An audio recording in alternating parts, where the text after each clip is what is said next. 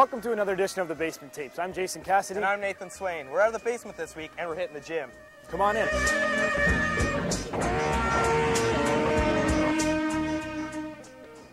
Today's top stories are: people were seeing pink at this year's CIBC Run for the Cure. Nerds reboot for charity. Animal lovers, are you ready to meet your match?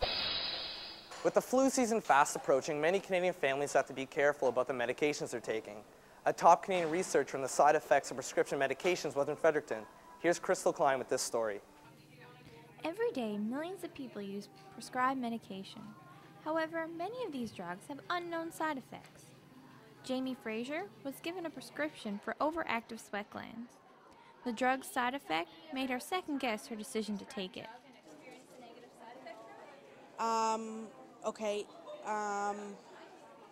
I was prescribed a drug for overactive sweat glands and because they were becoming infected. I got a huge pamphlet about all the side effects that it could have. It included upset stomach, nausea, your tongue could turn black actually, which is a really weird one. And I took them I've been on them for approximately 4 weeks. For the first 2 weeks, they didn't really have any effect. And then I started, in the mornings, it felt like I had morning sickness, like I was pregnant, like I didn't want to eat anything. Dr. David Healy, an expert in pharmaceuticals, spoke to students and faculty members at the University of New Brunswick. He believes these unknown side effects are an important issue. According to his research, some drugs, such as Lipitor and Prozac, can have very serious side effects. Mostly these people, for instance with the lipid-lowering drugs, you don't treat heart attacks, they just lower your lipids. And in fact, they're going to give you side effects. Being on these drugs makes it more likely you're not going to be at work, rather than you're going to be able to get off your sick bed and go to work. If more people were aware of Dr. Healy's findings, the public might be more attentive when using prescription medication.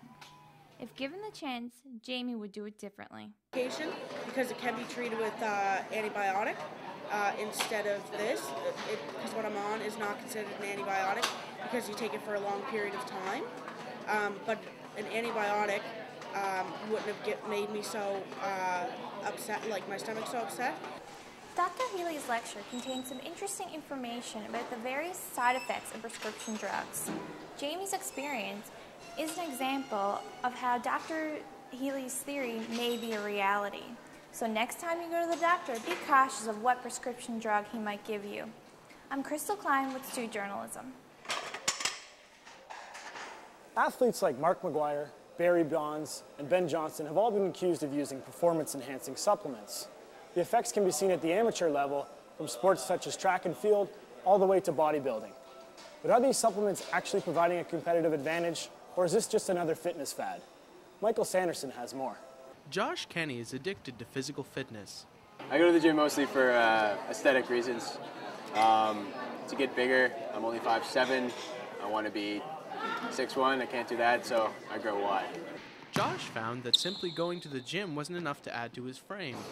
He started experimenting with supplements. Supplements are the cheaper way to eat those foods you should be taking.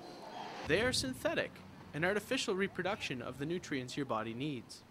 What harm they could do wasn't on Josh's mind when he started experimenting. I got into creatine without asking any questions. Somebody told me that it would work. I didn't know what it did. I just took it.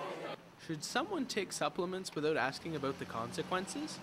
Are university students like Josh getting into supplements too hastily? I find that's what a lot of, especially the younger guys will do. They'll go to, a supplement store, see a big guy at the counter, a big guy will recommend something, and they're going to take it just because they want to be like him, right? I strongly advise anybody that's about to try supplements to research whatever supplement they're thinking of first before they buy it. The difference between a supplement and an anabolic steroid is that a supplement is nutrient-based, where an anabolic steroid is more hormonal. Supplements will replace the nutrients that you get in a healthy diet. In many ways, the only way supplements help your body is when you need extra nutrients and can't take the extra food. Bodybuilders before competitions use this method to tone up their physiques. Supplements cannot replace the nutrients in a healthy diet. They are synthetic and have many side effects. As always, do research or consult your physician before experimenting. Mike Sanderson, Stu Journalism, Fredericton. Every year, Canadians are affected by breast cancer. The Run for the Cure helps raise money as well as awareness. This Sunday in Fredericton, thousands of participants and volunteers showed up despite the bad weather. Here's Matt Shrico with this story. Umbrellas were as common a sight as the color pink at this year's CIBC Run for the Cure. The 11th annual Fredericton event raised more than $246,000. Nearly 1,000 participants and volunteers came out despite a heavy rainfall warning. They were all decked out in their spirit and in their rain gear. Angie McCauley works for the Canadian Breast Cancer Foundation and was not surprised by the turnout. It just shows the importance of the cause and how many people are touched by breast cancer. So 1 in 8 people in Atlantic Canada are touched by breast cancer in their lifetime. And I think rain is nothing compared to breast cancer.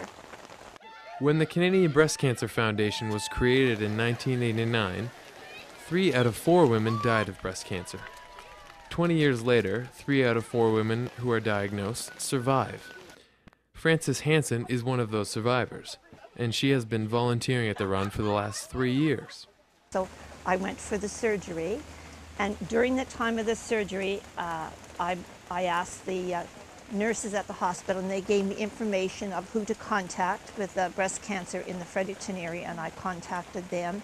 And through the network, we found all kinds of information concerning what I could do and the support I could get.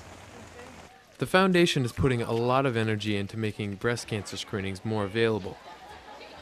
They believe frequent screenings are the most effective way of preventing deaths caused by breast cancer. The money raised across Canada helps to achieve that goal. 95% of the money raised at this event will stay in the Maritimes, going to either breast cancer research or support for those affected. For Stu Journalism, I'm Matthew Shiriko.